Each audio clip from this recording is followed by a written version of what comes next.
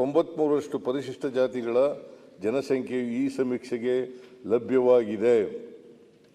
ಸಚಿವ ಸಂಪುಟದ ಈ ವರದಿಯನ್ನು ಕೂಲಂಕಷವಾಗಿ ಪರಿಶೀಲಿಸಿದೆ.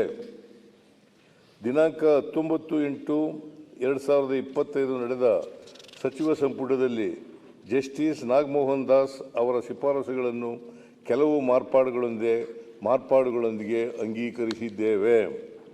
ಎಡಗೈ ಸಂಬಂಧಿತ ಜಾತಿಗಳೆಂದು ಆಯೋಗವು ಗುರುತಿಸಿರುವ ಸಮುದಾಯಗಳಿಗೆ ಶೇಕಡ 6% ಒಳ ಮೀಸಲಾತಿ ಕಲ್ಪಿಸಲು ತೀರ್ಮಾನಿಸಿದ್ದೇವೆ.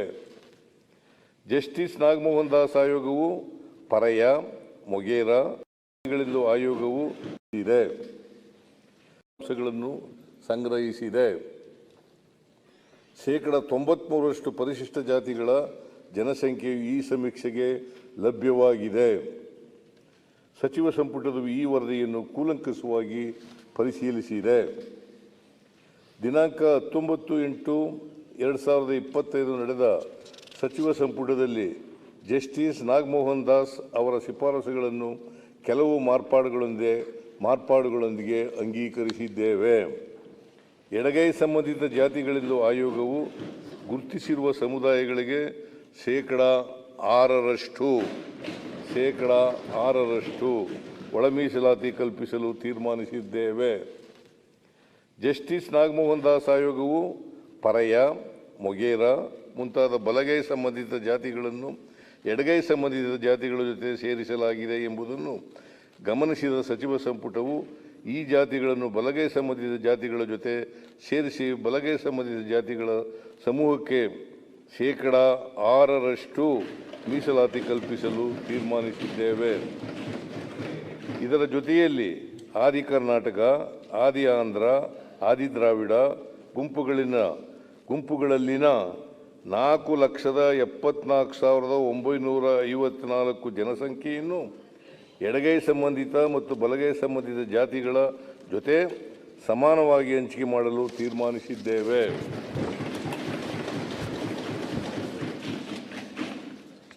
ಸ್ಪೃಶ್ಯ ಜಾತಿಗಳ ಗುಂಪಿಗೆ ಜಸ್ಟಿಸ್ ನಾಗಮೋಹನ್ ದಾಸ್ ಅವರು ಶೇಕಡ 4% ಮೀಸಲಾತಿಯನ್ನು ಶಿಫಾರಸು ಮಾಡಿದ್ದರು.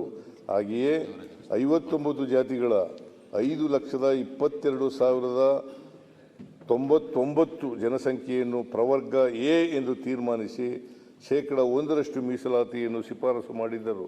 ಕೆಲವು ತಾಂತ್ರಿಕ ಕಾರಣಗಳಿಂದ ಎರಡೂ ಗುಂಪುಗಳನ್ನು ಒಟ್ಟಿಗೆ ಸೇರಿಸಿ ಶೇಕಡ 5% ಮೀಸಲಾತಿ ನೀಡಲು ತೀರ್ಮಾನಿಸಿದ್ದೇವೆ.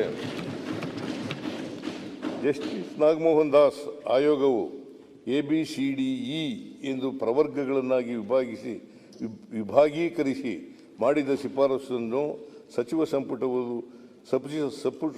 ಸಂಪುಟವು ABC ಎಂದು 3 ಪ್ರವರ್ಗಗಳನ್ನಾಗಿ ವಿಭಾಗೀಕರಿಸಲು ಹಾಗೂ ಎಡಗೈ ಸಂಬಂಧಿತ ಜಾತಿಗಳ ಎ ಪ್ರವರ್ಗಕ್ಕೆ ಶೇಕಡ 6, ಬಲಗೈ ಸಂಬಂಧಿತ ಜಾತಿಗಳುಳ್ಳ ಬಿ ವರ್ಗಕ್ಕೆ ಶೇಕಡ 6 ಹಾಗೂ ಸಿ ವರ್ಗಕ್ಕೆ ಶೇಕಡ 5% ಒಳ ಮೀಸಲಾತಿ ನೀಡಲು ತೀರ್ಮಾನಿಸಿದ್ದೇವೆ.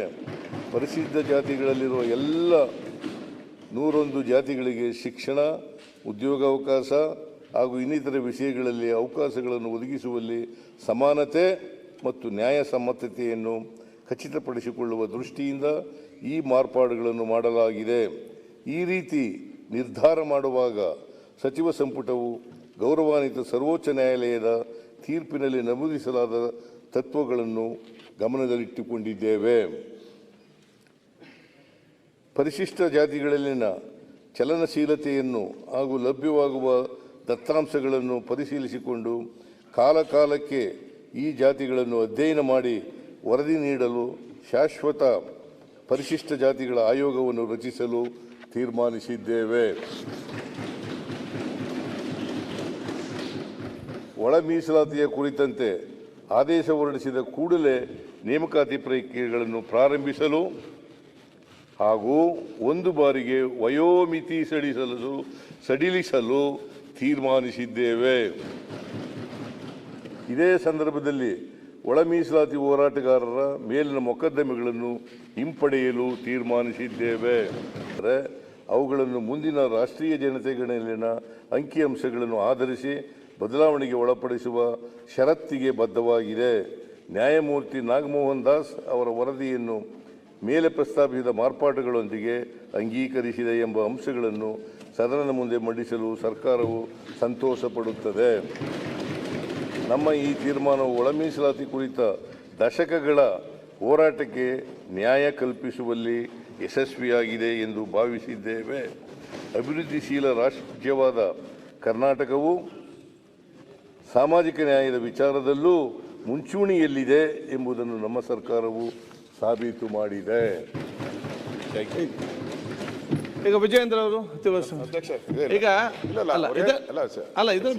ಮಾಡಿದ್ದಾರೆ ಅಲ್ಲ ನಾನು ತನ್ನಿ ನಾಳೆ ಡಿಸ್ಕಸ್ ಮಾಡು. ಈಗ ಸ್ಟೇಟ್ಮೆಂಟ್ ಸರ್ಕಾರ ಸ್ಟೇಟ್ಮೆಂಟ್ ಮಾತ್ರ ಮಾಡಿದೆ ಅಲ್ಲ ಇವತ್ತು ಚರ್ಚೆ ಮಾಡೋದು. ಅವ್ರು ಹೇಳಿದ್ದೆ ಔಟ್ರೆ ನಾವೇನ್ಕಿರೋದು ಅಲ್ಲ ನಾಳೆ ಮತ್ತೆ ಮಾತಾಡ್ಬೋದು. ಈಗ ಇದು ಸ್ಟೇಟ್ಮೆಂಟ್ ಮಾತ್ರ ಮಾಡಿದ್ದು. ಮುಖ್ಯಮಂತ್ರಿ ಹೇಳಿದ್ಮೇಲೆ ನಾನು ಹೇಳಬೇಕು ಅಪೋಸಿಷನ್ ಇಲ್ಲ ಸ್ಟೇಟ್ಮೆಂಟ್ ಮಾಡಿದ್ರೆ ಹೇಳ್ಬೇಕಂತ ಇಲ್ಲ.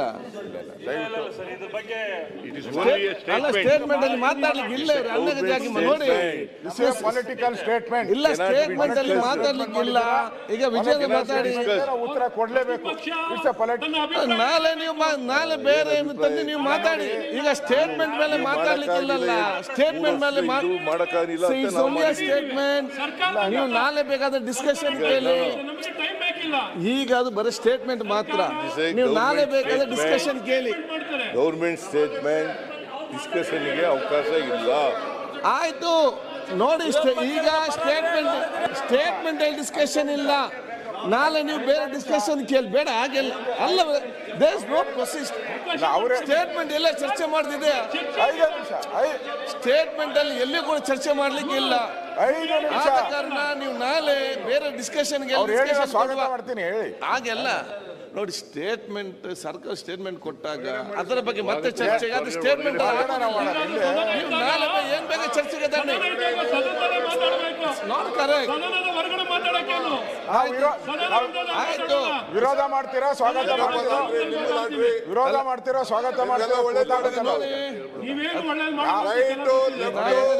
ಮಾಡಿಕೊಳ್ಳಿ.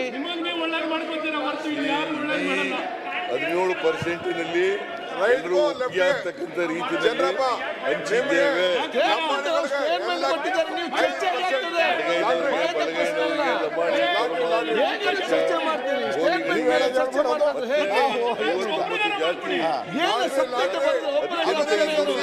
ನೀವು ಯಾಕೆ ಅರ್ಥ ಮಾಡಿಕೊಳ್ಳುದಿಲ್ಲ ನೋಡಿ ಅಧ್ಯಕ್ಷರೇ, ನೋಡಿ ಸ್ಟೇಟ್ಮೆಂಟ್ ಮೇಲೆ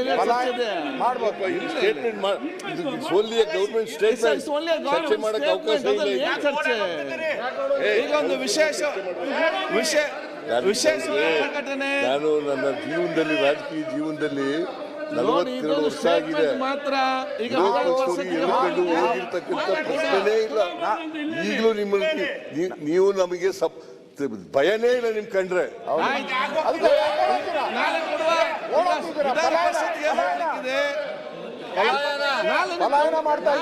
ನೀವು ಬೇರೆ ತನ್ನಿ ಚರ್ಚೆ ಮಾಡುವ. ಈಗ ವಿಧಾನ ಪರಿಷತ್ಗೆ ಹೋಗ್ಬೇಕು ಹೋಗಿದ್ದಾರೆ. ನೋಡಿ ನೀವು ನಾಳೆ ಚರ್ಚೆ ಮಾಡಿ. ಅಲ್ಲ ಚರ್ಚೆ ಮಾಡಿ ನಾಳೆ ಬೇಕಾದಷ್ಟು ಸರಿ ಆಗಿದೆ. ನನ್ಗೆ ಗೊತ್ತಿಲ್ಲಪ್ಪ. ಅಲ್ಲ ನೀವು ಗವರ್ಮೆಂಟ್ ಸ್ಟೇಟ್ಮೆಂಟ್ ಮೇಲೆ ಚರ್ಚೆ ಮಾಡಿದ್ರೆ ಅದು ಆ ಕಡೆಗೆ ಡಿಸ್ಕಷನ್. ಅದೇ ಸ್ಟೇಟ್ಮೆಂಟ್ ಹೇಗೆ ಆಗ್ತದೆ ಹೇಳಿ? ಸ್ಟೇಟ್ಮೆಂಟ್ ಕ್ಲಾರಿಫಿಕೇಶನ್ ನೀವು ನಾಳೆ ಬೇಗ ರಿಸರ್ವೇಶನ್ ನಮ್ಮ ಸರ್ಕಾರದಲ್ಲಿ ಮಾಡಿರುವಂತದ್ದು ಆಯ್ತು. ಮಾಡಿರುವಂತದ್ದು ಅದು ಆಯ್ತು. ಏನು ರಿವೈಸ್ ಮಾಡಿ ಹೊಸದಾಗಿ ಮಾಡಿರೋದಲ್ಲ. ಒಂದು ದೊಡ್ಡ ಪ್ರಕರಣ ನಮ್ಮ ಸರ್ಕಾರದಲ್ಲಿ ಮಾಡಿರೋದ್ರ ಬಗ್ಗೆ ನಮ್ಮ ಹೇಳಿಕೆಯನ್ನು ಕೊಡ್ಲಿಕ್ಕೆ ವಿಶೇಷ ಪ್ರಕಟಣೆ ಇದೆ. ಹಿಂದೆ ಎಲ್ಲ ಮಾಡಿದಾಗ ಅವಕಾಶ ಕೊಟ್ಟಿದ್ದಾರೆ. ಬೇಕಾದಷ್ಟು ಅವಕಾಶ ಸ್ಟೇಟ್ಮೆಂಟ್ಗೆ ಬೇಕಾದಷ್ಟು ಕೊಟ್ಟಿದ್ದಾರೆ. ನಾನ್ ಕೇಳುವಂತ ಕೊಟ್ಟಿದ್ದಾರೆ. ಆಯ್ತು ಸುಮ್ಮನೆ ಮಾತಾಡಬೇಡ. ಏನ್ ಮಾತಾಡೋದು? ಕೂತ್ಕೊಳ್ಳಿ ಬಸಂತಪ್ಪ, ನೀ ಕೂತ್ಕೊಳ್ಳಿ. ನೀನ್ ಯಾಕೆ ಚರ್ಚೆ ಮಾಡ್ತೀಗ? ಈಗ ಧೈರ್ಯ ಇದ್ದಿದ್ರೆ ಸಿಎಂ ಅವರು ಎದುರು ಓಡಾಗಬಾರ್ದು. ನೋಡಿ ವಿಧಾನ ಪರಿಷತ್ಗೆ ಹೋಗ್ಲಿಕ್ಕೆ ಧೈರ್ಯ ಆದ ನಂತರ ಒಂದು ಸ್ಟೇಟ್ಮೆಂಟ್ ಕೊಡ್ಬೇಕು. ಸರ್ಕಾರ ಇಲ್ಲ, ನಮ್ಮ ಸರ್ಕಾರ